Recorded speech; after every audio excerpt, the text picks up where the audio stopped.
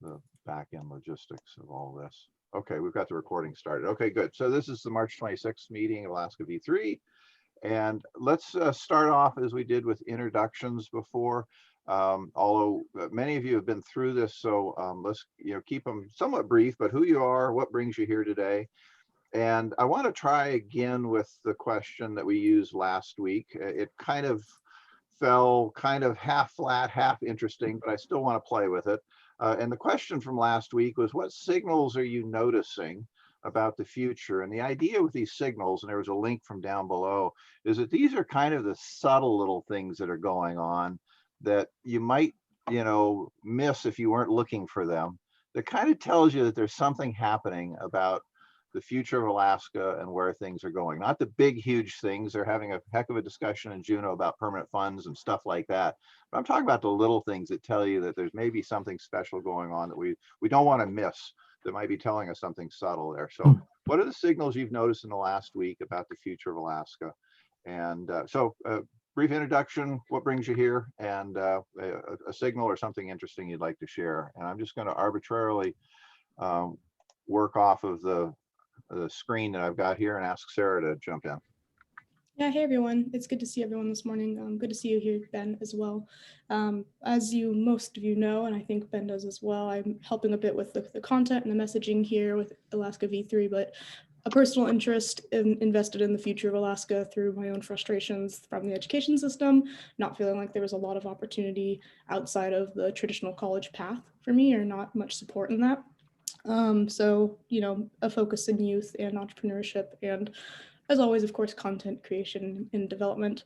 In terms of the subtle signs of something needing to change for the future, or people wanting the future to look different, I don't know if anyone knows Food for Thought, which is a local foodie blog. They're actually partnering up with, of course, I don't know the company, maybe they're developing it themselves, to put food scarcity refrigerators throughout the city. So these would be refrigerators that people can access at local restaurants, or these sorts of retail food shops, and they can just get food from them. And I thought that was really interesting and a fantastic idea, of course, and I'm interested in seeing how those partnerships develop, because I think, of course, as we all know, Alaska works and operates mostly off of relationships and partnerships like that. So it'll be interesting to see if and how that develops. And I think she's also in touch with Justin Alaska Eats, as I'm sure you all know who that is too. So I don't know, it'll be interesting to see, but I think food scarcity is definitely becoming more of a forefront issue for a lot of Alaskans. Thanks, Sarah. Andrea. Hello, everybody. So I'm Andrea. I'm primarily a business professor over at APU. And I'm here because I'm really wanting to grow the ecosystem, entrepreneurship ecosystem. And one of the reasons, there's a lot of reasons why I'm interested in it, but at APU,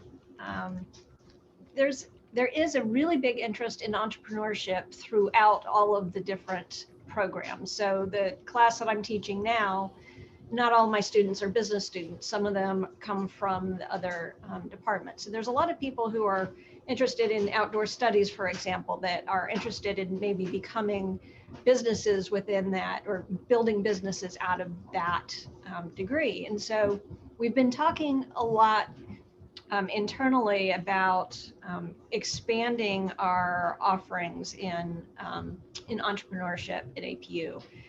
And so among the students that I have in my entrepreneurship class now, all of them are very interested in how the ecosystem works and how to get involved in business. And a lot of them are in villages. So, not all of my my students are in town. And so, I think we need to continue. I recognize so many faces from so many different places in the ecosystem here. And I love the idea of being able to just kind of continue to build those networks out. And so that's me in a nutshell right now. Cool. Thanks for joining us today. Pasquale? Yeah, welcome everybody. It's nice that we keep seeing this group growing and growing. Some familiar faces. So for those of you that don't know me, probably already know that I'm not from US. I'm actually from Europe, and that being said, having been living in Europe as well as in other states in the United States, when I got to Alaska, I realized that there is a lot of work being done to bring the state forward, but also the background and my interest on not just strategic high goal levels, but also in the small operational optimizing processes and putting things together brought me to the conclusion that there's a lot that we can contribute as individuals to leverage that effort being done in the state of Alaska. So I started in the entrepreneurial world like 7 years ago, and I still keep being engaged. And that's what brought me to this situation when Kai Holland said, "Hey, I have something going on," and I couldn't wait, jump in. I really believe that's a good effort that we are putting together, and I still believe in that. And that brings me to the other characteristic that defines me, that I love challenges. This is a big one, but it's also an important one that we are talking about in the future. Cool. Any signal, something new in the last week, Pasquale, that got your attention? Yes, I spend a little bit more time on going through what we have right now in the state. And I realized that there are efforts that keep showing left and right that I was not aware of. I'm wondering how many people are not aware of them. And that's a good and a bad thing. Good thing is that there's a lot of activity happening. Not such a good thing is that it's not sometimes made, people are not aware of it. So I'm wondering how many opportunities we are missing. But then the good news for this group is that we need to tap on those opportunities because we are in the right way. There's a lot of activity happening, and that brings me to the question, if we are already reaching that tipping point, that critical mass that is going to make all this actually flourish the way some of us have been looking for or waiting for a few years now. That's great. Thanks. Ben, we're going to come back to you, but before we do, just introduce yourself in terms of what brought you here today, but we're going to come back to a deeper discussion in a few minutes. So just kind of give us the highlights for the moment and anything that's popped up in the last week. I know it's a new question for you, but something that surprised you. I'd appreciate it. Yeah, cool. Hi, I'm Ben Kelly. I own a company called The Launch Company here in Anchorage. We design launch sites and hardware for rocket companies, satellites, spacecraft. We do work all over the US.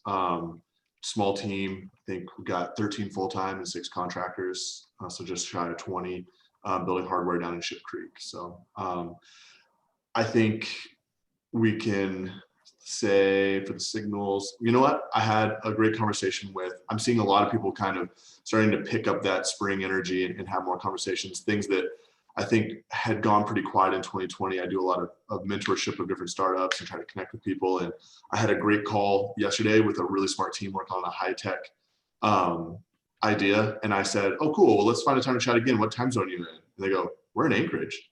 It's like, oh, that's awesome. And so it had been a while. Usually, oh, we're in Central Time, we're in, well, I was like, oh, this is a good sign. And then I counseled another founder who is looking to possibly be acquired.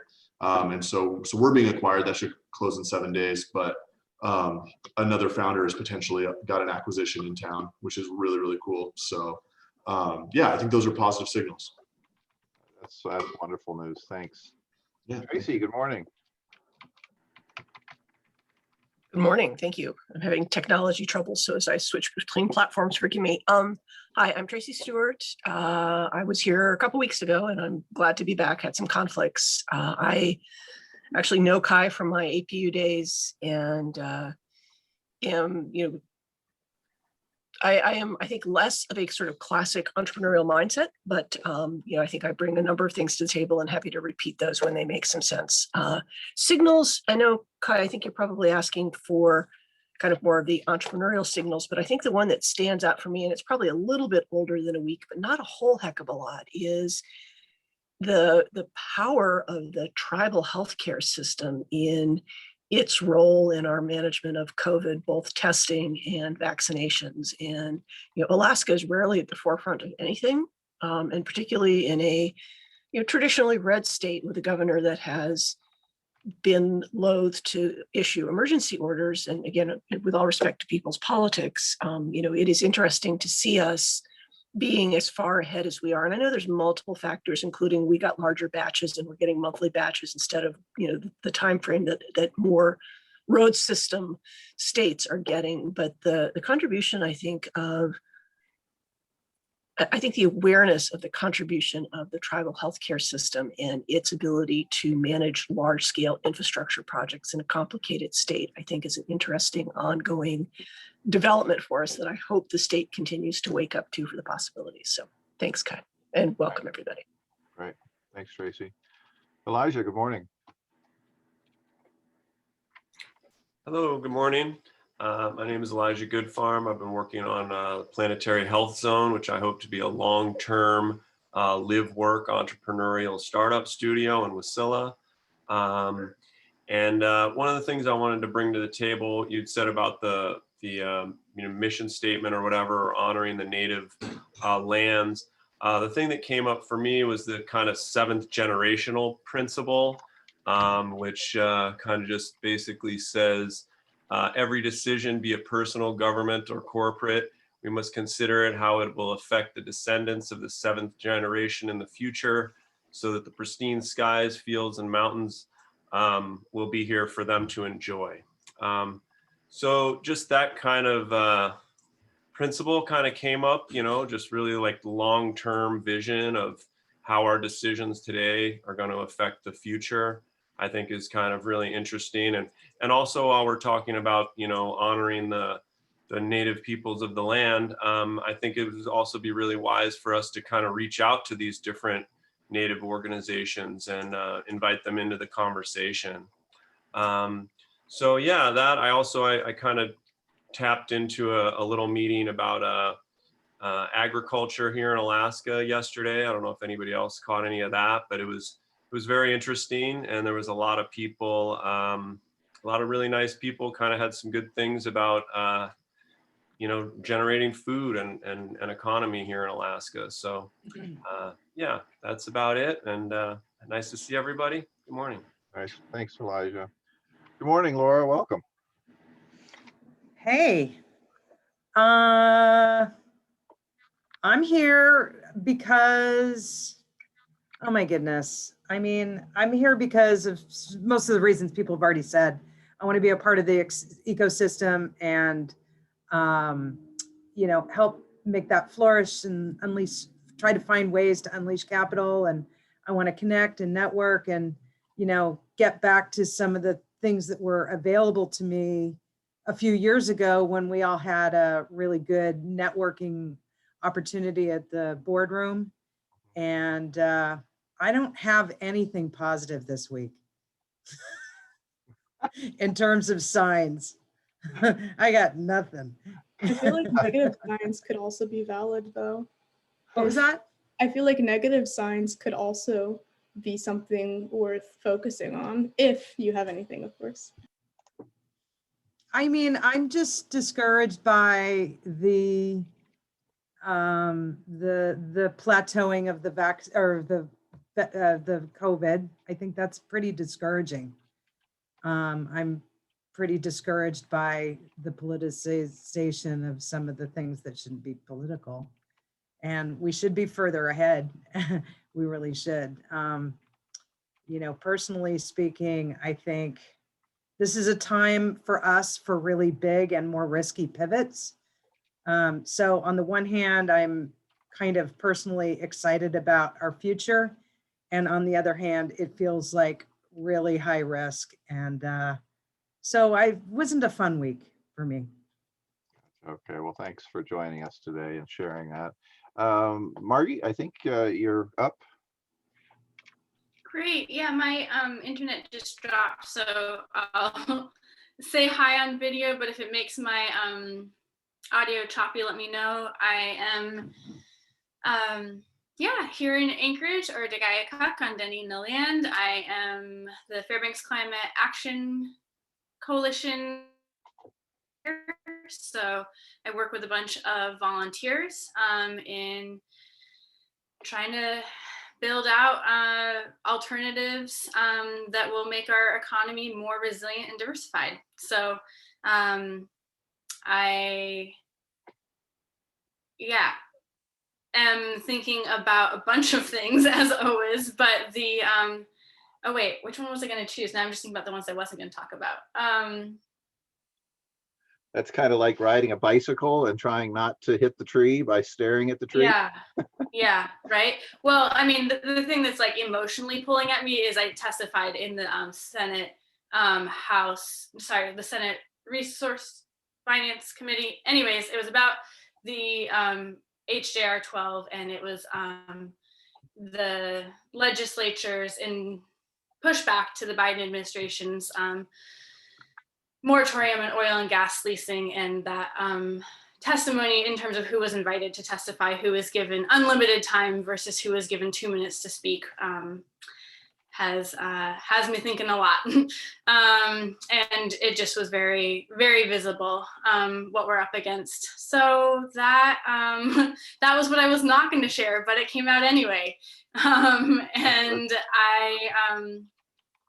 I think that the opportunities with the Innovation Summit coming up are exciting. So I think that the conversations around CPACE launching in Anchorage and the Green Bank opportunities, and that's I think what I meant to talk about, which is that I learned that it is the draft state legislation would house the Green Bank within ADA. So lots of good food for thought there as well. Good. Well, thanks for sharing the first one, because I think part of the signals discussion is trying to find those subtler ones that might not normally come out if we wanted to try and put the big banner things up there. But what you're touching on is a really profound and critical issue, which is as we start talking about the future and changes, the whole system that we're in wants to hang on to the old. And as we try and give voice, give space to explore what might be next, everything that's currently there is going to fight back. And that's that unlimited time versus partial time. The folks that probably are entrenched in what is probably get all the time in the world to talk about it. And those folks that might bring a new perspective, challenge an old one, they're going to be chopped into those, you've got 2 minutes to speak type of scenarios. And I think it's good for you to observe that. And I think that's a challenge for us as we work through this. And it's not, I wouldn't want to characterize it as good or bad, but I think it just is the natural way that things are. When you're in one paradigm, it fights the new paradigm, and it does that in sometimes many quiet ways that are not obvious and seem on the surface fair, but begin to challenge things like equity and justice in ways that wrap them in rules and fairness, but in fact don't level the playing field out as much as they could as we try and understand the path between equity and equality. So anyway, sorry to get on the soapbox here. Thank you though for bringing up your first comment, and I appreciate the other things that you've highlighted also. Ryan, I think you're going to bring us home. All right. Well, hey everyone, my name is Ryan Witten. I'm the program manager for Alaska Seeds of Change. I am very invested in the state and the state's future for a number of different reasons, whether that is a selfish reason of, I want a healthy, vibrant state to live in, or I'm wanting a similar thing for the folks that I serve through Seeds of Change. And the trend that I have been seeing this week has been similar to what y'all are noticing, which is that there's been a number of conversations that I've been having with folks where they're just kind of bemoaning some of the old resistance that they are encountering. And it's coming from some surprising sources. I mean, it's folks that are generally pretty progressive, but they're just sort of kind of stuck in that old pattern, or they just don't have any extra energy to put towards imagining what a new future could look like. And so we're all having a really important conversation, which is holding space for imagining what the future could look like. And then just by purely having that conversation, it makes it more possible to actually realize that. So that's my observation, just the power of many small conversations. Wonderful, thank you. Did I miss anybody? I don't think so. Cool. Just a quick comment for me in terms of, two things this week. One is I got invited Monday or Tuesday for this work session tonight at the Municipality of Anchorage to testify and be a part of their work session on the innovation ecosystem. And, one of the signals I picked up is that we are not going in any one direction. I've reached out to all the ecosystem players to try and coordinate some of the discussion about what we might be telling the assembly tonight. And I've gotten back exactly nothing.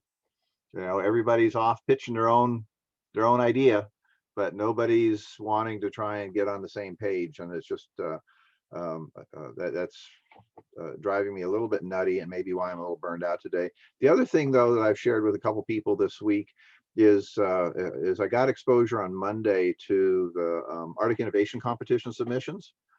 And I also got to look at all of the Innovation Summit pitch applications.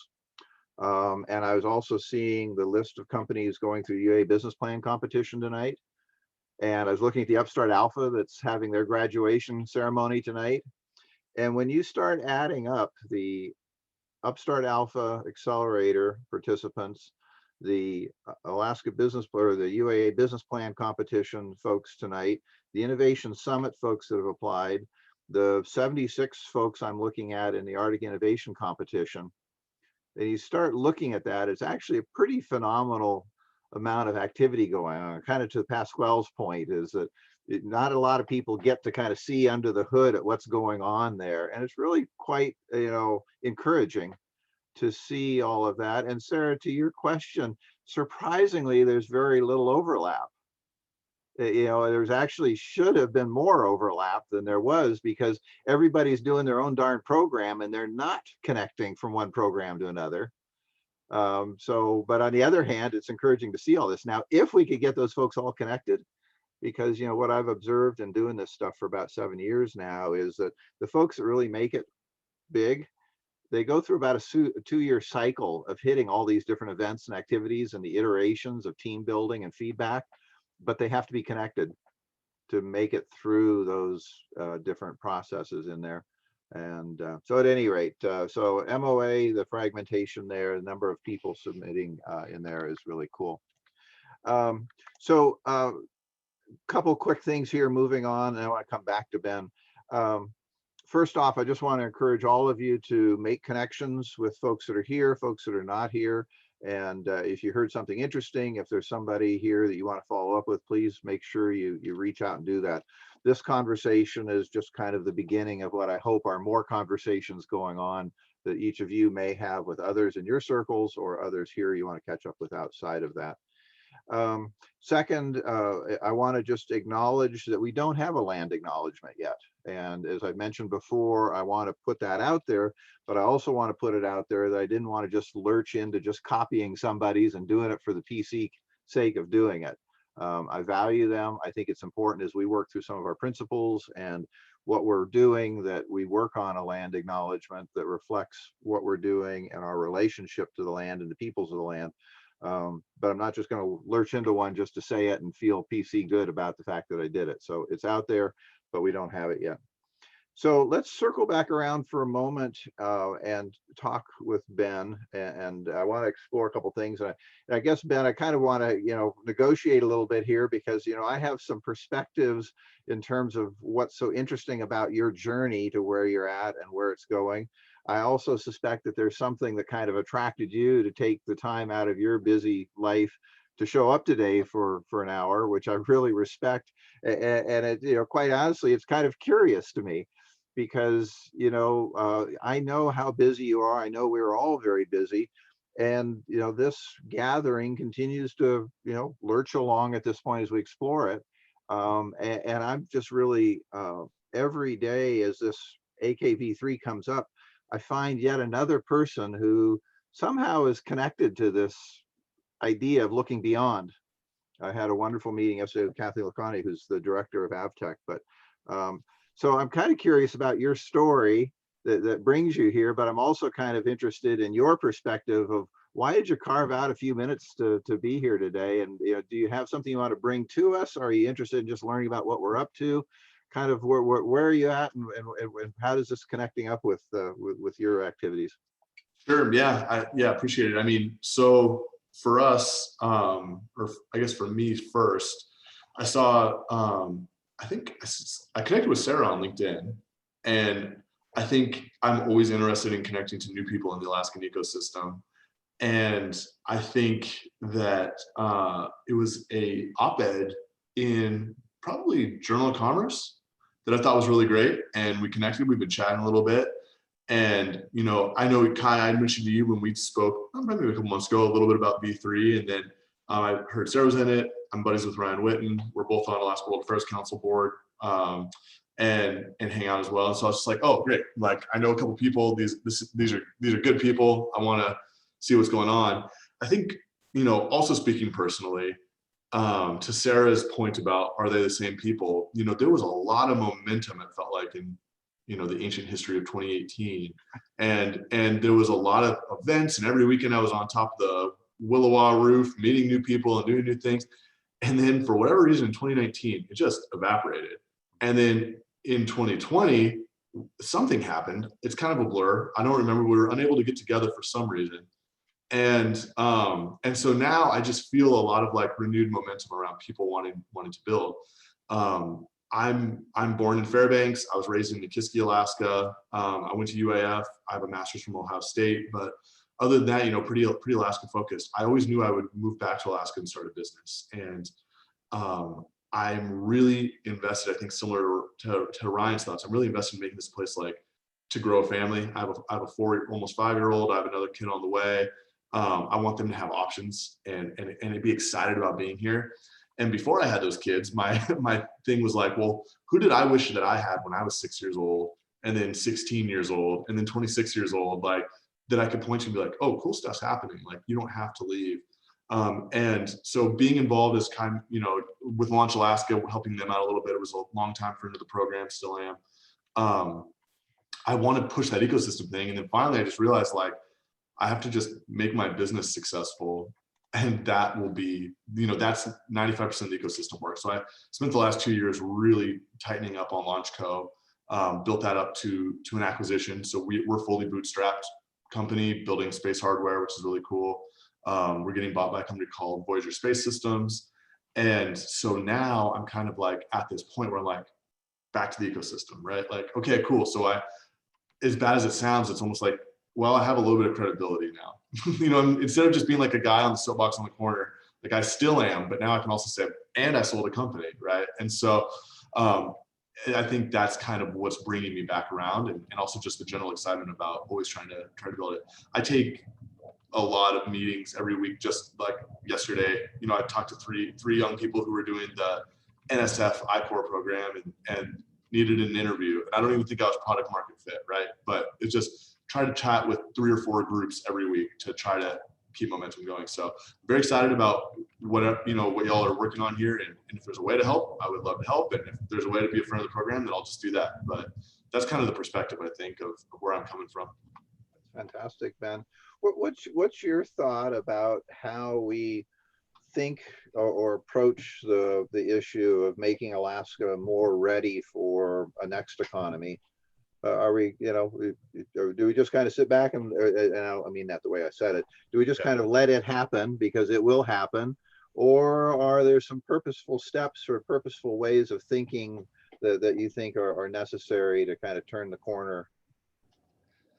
Yeah, I think it's both. I think when we look at like, say, a lean startup methodology, the number one rule is, I mean, Kai, you were involved with every startup weekend, so get out and talk to people, right? Like, don't sit in a room and think you have a good idea. And so I think I take the biological approach to this, which I know post-pandemic is a little bit sensitive to talk about, but you know, we're all just going to try our own little mutations, and some will be very good and some will be very bad. But the key is, in this case, we all survive, right? We're just trying ideas, and the ideas make it or don't, but we get to keep mixing them up. And I'm very much a fan of that. I think though that there needs to be, and this has grown, a lot of structural support. You know, you're seeing a lot of work out of BEI, CED, UAF. There's Center ICE. All of these programs are building that structural support. Now what I'm curious about is like, are we finding people that funnel into it, right? Like, are we building programs that people are coming to, or are we not? And I think that's the next big question to answer. What I am also personally very curious in is just like shifting the mindset. I think I'm 34. I think for people are roughly my age, we grew up as kids and just kind of popular almost to like not feel real, like you can love Alaska, but you also are just kind of like, yeah, but not a lot's going on here. And like, I really want to shift that perspective. And I'm just am going to be earnest and corny and 100% pro Alaska forever and probably get dunked on for it. And I don't care. It's just one of those things where the number one thing I see is we have to shift the mindset, because I know so many smart people are like, well, I can't start a business. I'm like, why? I don't understand. You know, so anyways, this is a whole rant for me. I'll stop. That's cool. I mean, you know, I found in the last couple meetings a real resonance when I've brought up the point of the need for an opportunity mindset. Yes. And I sometimes either contrast it with a scarcity mindset, which 100%. Is how we currently operate. Everyone's got their own little programs. They're trying to protect their turf, their opportunity to keep it going because, you know, they don't want it to get cut. Or a problem mindset, which is, you know, we have a problem with climate change. We have a problem with carbon. We have, and you know, a focus on problems leads you to talking about more problems. It's kind of a vicious cycle down. And a scarcity mindset focuses you on kind of staying within your circle to kind of protect and limit. And an opportunity mindset kind of moves you out of that, because I think, in my view, opportunity mindsets become virtuous cycles, whereas you start looking at opportunities, you start seeing more opportunities. And as you pursue those opportunities, you find more, and you start breaking down the barriers of scarcity and problems and start finding collaboration and opportunity and linking and leveraging resources that you've always had, but you're kind of holding on to them and you weren't there. And I'm curious, you know, what do you see as the kind of mindset? How would you describe it, or how would you help, you know, foster it to be the kind of mindset, as you think about the mindset that you're saying we need to change it? Change it to what? How would you describe what that mindset is? Or I'll give you a little background. So I quit a company called SpaceX. They launch and land rockets. I was doing that for them. And I moved home to start a business. My first business was a drone company with my brother called K2 Aeronautics. And I ate sandwiches out of a cooler and slept on an air mattress and couch surfed, right? And then pivoted that company into this company and have just been running on whatever small contracts, wherever we can get along the way. And I've been really fortunate to be able to, you know, support ourselves as we did it. But it was like a really hard road. And then we decided we were going to build hardware. So now we're going to take the profits from consulting and use that to build actual physical things that we're going to sell, which is then really scary, because if that doesn't work, you just set a pile of money on fire you could have used to buy groceries.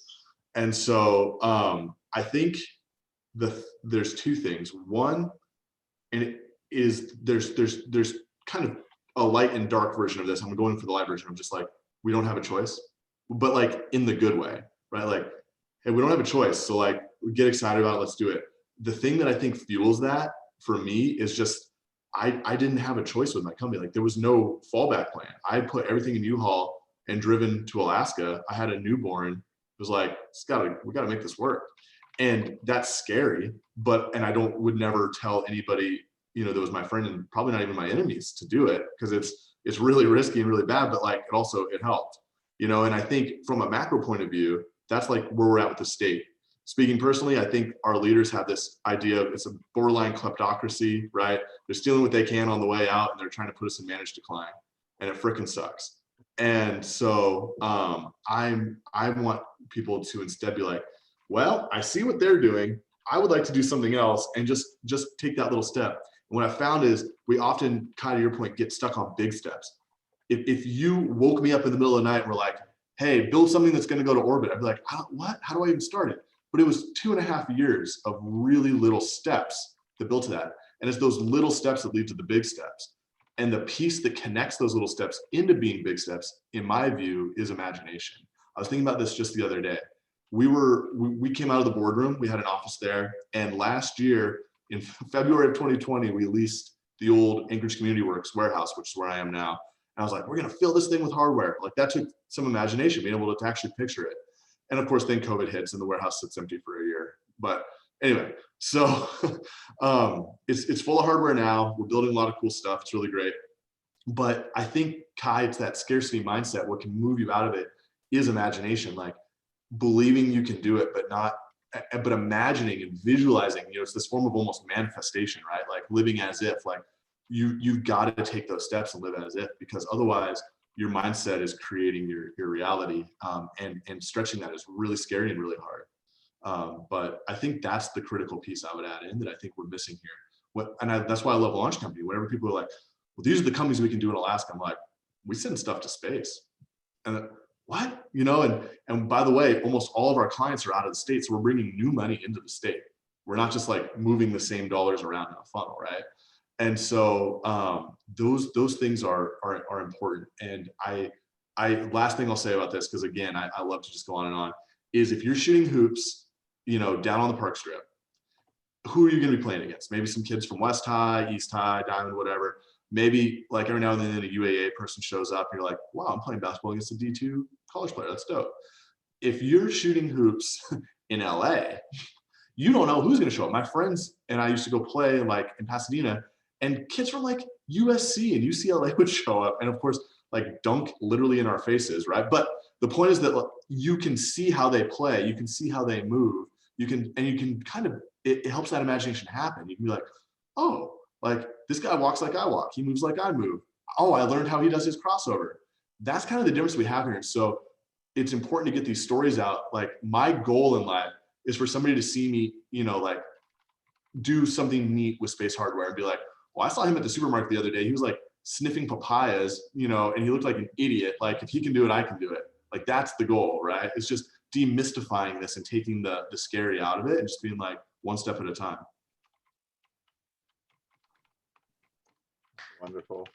I want to give folks a chance to jump in. Otherwise, I could chat with Ben forever.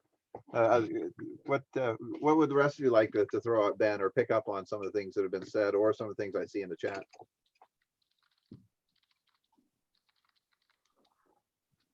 I think I want to take this opportunity to just talk Ben up a little bit. Ben, the work that you are doing, and I say work as in, the motions that you're taking, the life that you're living, where you are running this startup, you're going through and putting in the work to get the launch company going. And at the same time, you're also mindful to have conversations with folks along the way so that you can help to support them. I think that that's a really admirable thing to see.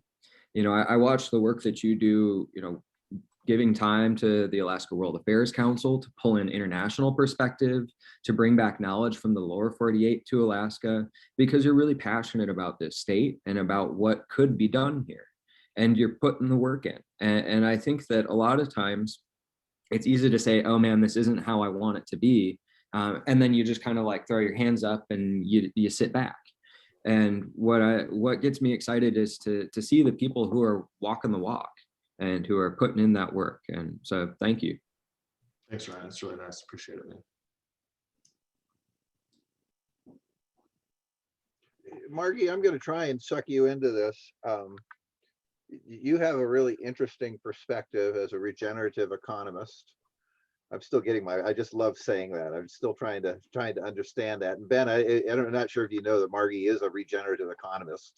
That just sounds like something really. I hope someday I can have a business card that has that on there. I just think that will mean something in my life.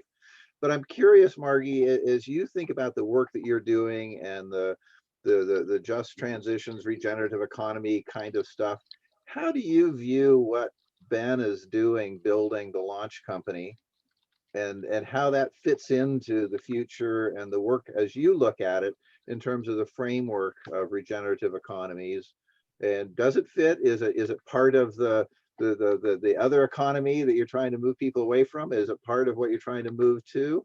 How does it fit with you? And maybe I'll leave it at that for the moment. What jump in here? Tell me something, or ask Ben something, or tell us kind of how these pieces fit or don't fit.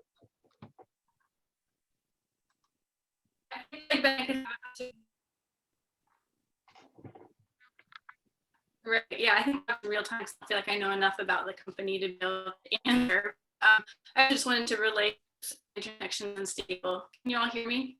You're really choppy at the moment. I'm froze. Yeah. Still chopping on us. Okay. Well, I'll connect with my phone and let you know when I'm back. Okay, great. Thanks. I mean, you're actually coming through okay there for a second. Yeah. Okay. Should I keep talking? Right at the moment, it's rocking. So yeah, let's see. If you got a thought in your mind, let's keep it going. Yeah. So I just relate on a personal level. Grew up in Fairbanks. Was told that I needed to leave the state if I cared about getting a quality education. Very much am back because of how deeply I care about the state, and am one of two of my friends who have come back. Even the folks who stayed for college are now in the lower 48. So that's just a little sample size of a pretty privileged bubble in Fairbanks, in the kind of university end of town. And I think about the ways that if we were actually able to attract and retain the brightest minds, not just who grew up in Alaska, but who see Alaska as a place to thrive, to raise families, to have careers, that would be very different than what I'm experiencing in my peer cohort right now.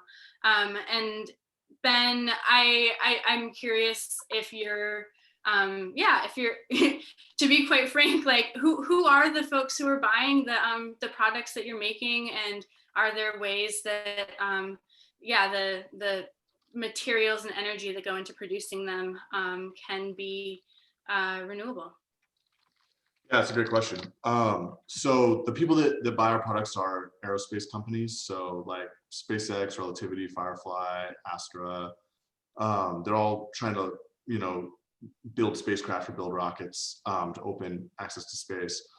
One thing about the renewable is we absolutely could. We would need more of a permanent home. We're in the Anchorage old community workshop down here. So the railroad pretty much keeps telling us they're going to bulldoze us any day. So I think that, it's one of those things where it's not something we can invest in here at this current location. But as we grow, get some things done, and we get a better location, that's absolutely one of our main things. When I was at UAF, my senior design project was designing a wind turbine that could be built out of parts you would find in like a Western Alaska community. So you could go like parts picking and put together a generator and stuff. So renewable energy is definitely always been a passion for me, and something that we'll focus on again in the future. The materials themselves are like aluminum is highly recyclable. Most aluminum is recycled because it's much more efficient to use aluminum instead of getting bauxite, and mining from ore. So our materials are pretty sustainable, and we're not doing any scary processes with chemicals or etching or making any sort of toxic waste. We're just doing some machining. So we're taking stock, we're machining things down, and we're recycling the scraps. Obviously things could be improved, but I think we're at a pretty good baseline. Yeah, I really appreciate that answer. Thank you. Yeah, sure. And I think that I was just listening to some podcasts from the Lift economy in like the Bay Area. They talk about regenerative agriculture as relying on water that's not pumped in from elsewhere. And that was like a whole different level of where do we draw the boundaries of where we're sourcing materials. And I think Iceland's a really interesting example to think about, how they're essentially, I'm just it came to mind because the aluminum using geothermal energy and that embodied energy is in that product that then can be shipped elsewhere. 100%. Yeah, and actually getting to energy, renewable energy, and as a baseline and energy kind of independence from extraction here will open up the other areas of manufacturing, because one of our challenges is high cost of materials and high cost of energy when you look at manufacturing and creating products. And so we have to get over to renewables and we have to bring the cost down, and that'll open a lot up for us. And it'll, you know, for us in the engineering world, we could call that like a control volume, you know, like you draw a dotted line around and then what comes in and what goes out. And so, you know, wherever we draw the dotted line, being able to expand that ever outward to the entire state of Alaska would be nice, and be like, okay, cool, we're using power here, we're using water and resources here, and all of that's staying clean and staying within cycle. So anyway, cool. Thanks.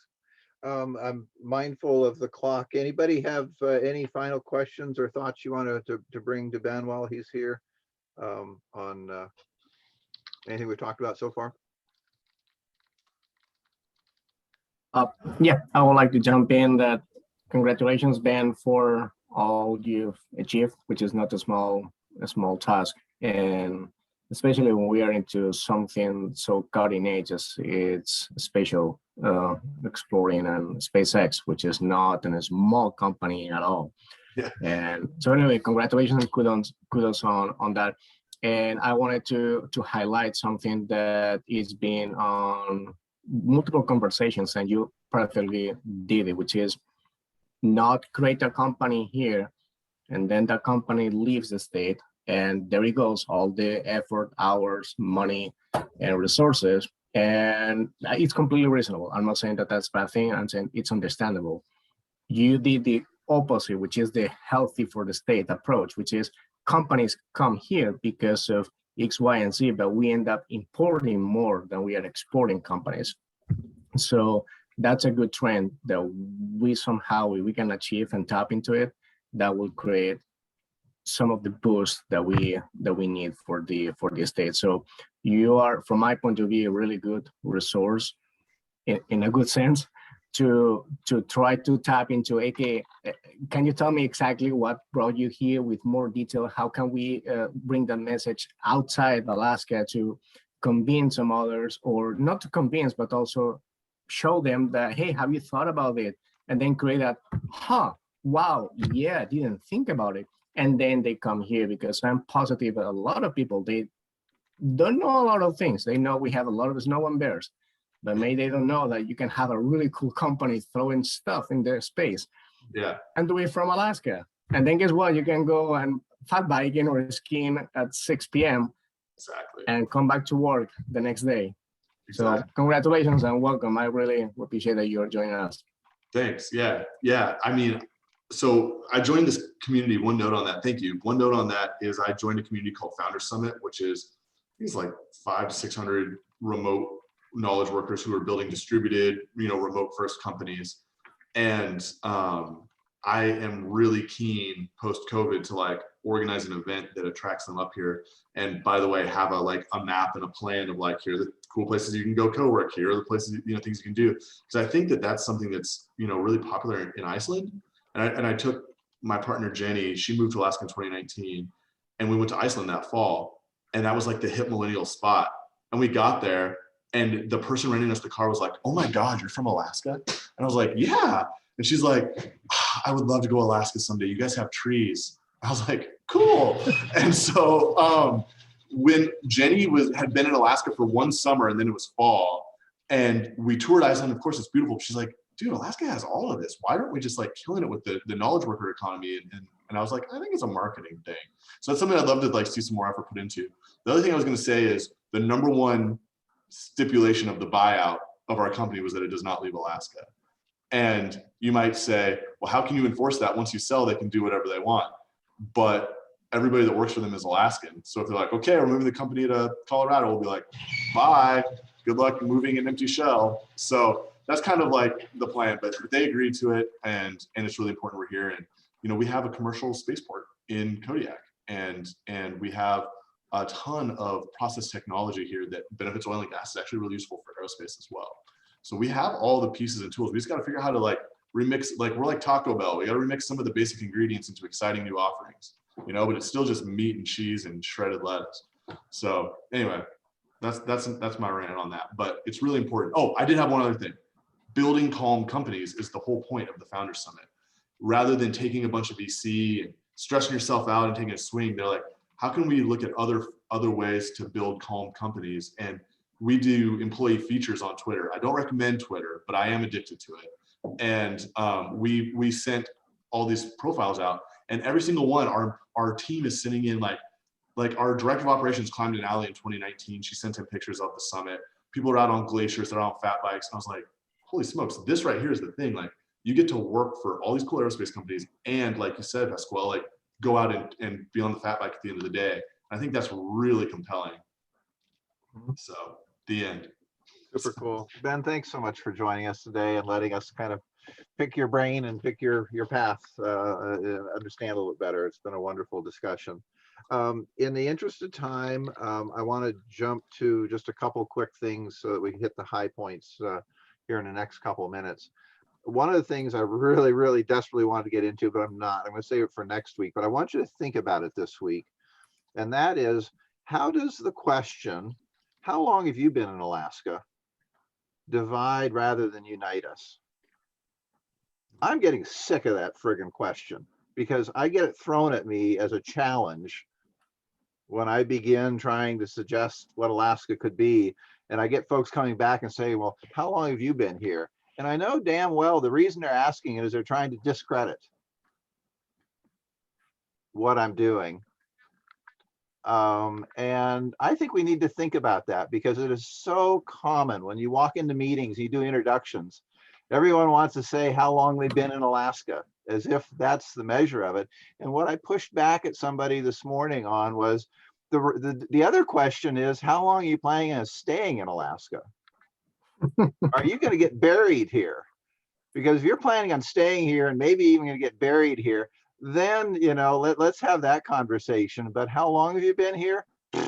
I think we need to kill that question. So watch for it this week, see how it impacts the discussions, how it's used as kind of a litmus test, a credibility test. And let's talk about, you know, what next week, what's that doing, and how do we maybe change that approach? Because the discussion we had a few minutes ago, I think, was spot on. The question is, how are we attracting and retaining the best and the brightest to Alaska? And it doesn't matter whether they got attracted here yesterday or whether they're a fourth generation. The question is their commitment, their vitality, their imagination, as Ben is saying, about what's next and the steps that we can take together. Okay, off my soapbox for a second. Very quickly here to wrap up. The writing program is moving along. I've got $900 worth of committed donations at this point. $1,000 was the minimum goal. I'm hoping for 2,000 actually, because then we can do a few more advertisements. I want to be able to buy some extra copies of the magazine, because Humanities Forum is going to publish the winners in the Humanities Forum magazine. And so I want to get some more, but we are at 900. We're going. I'm planning on launching it next week. I've shared the link. I'll do it again in the notes from this to the outline of the contest. I would love any more input on the contest in terms of its format. I've still got to wrangle up some judges. I've got a couple people coming together on that. Basically, we're just kind of figuring this out and building it as we go. But there is support and interest in it. So we're going to lurch ahead with this darn thing and try and make this a thing. So I appreciate the feedback that I've gotten so far, especially Sarah, once again, her ability to craft a message. She came through on the ask and really did a beautiful job of cleaning up that material on there, but need more help there. The other thing is, just I want to acknowledge the work that Pasquale's done. We had asked him to start building out the scaffolding of the website, and I saw a note from him that he's gotten that built out yesterday. And so there's some new places for us to begin hanging some material that curates some of the work that's been done in the past, starts curating some of the stuff we're doing in the future, some of the connections that are going on there. So thank you, Pasquale, for getting that pulled together, and we'll start putting more content in those areas. And I invite anyone that's, you know, runs across something I think is interesting. If you go to the website akv3.com, you'll see kind of, I think there's 4 buckets of kind of curating, collecting, connecting kinds of stuff. And as you look at those 4 buckets, if you think of something you think would be really interesting to share and to collect there, please send that in so that we can do that. I'll pause here because we're basically at time. Sarah or anybody else, anything that you want to bring up for the good of the order before we wrap this thing up? No, just want to thank Ben again for sticking out with us. Cool. Thank you all for having me. I'll pop in on the weeks that I can. I'm really excited about what y'all are doing and want to be a part of it. So thank you. Nice. Thanks again. Anybody else? Pasquale? Yeah. I would like to invite everybody to look at the website where it says, there's a good article there where it says compile. And that's a report that Kai passed, and it is already, what do you call it? It's on the website, I don't publish. And it's a really good material to start with if somebody wants to have a more like a 50,000 feet view of what we are talking about. And I will let everybody to read that this week because I will talk about a couple of things, but I realized that I did not read that until this week, and probably most of you have not seen or read that report. And I see a lot of golden nuggets over there that is also going to help us with the whole mission vision of the AKV3. It links everything beautifully. So I invite everybody to read it. You can read it, download, and thanks, Kai, for sharing that. I will also add the continuation of that report that I found. It's a little bit old, but it ties pretty well with that one. I will link it soon. Cool. Thanks, Pasquale. All right, well, it's been time. I'm going to go ahead and wrap up the recording right now.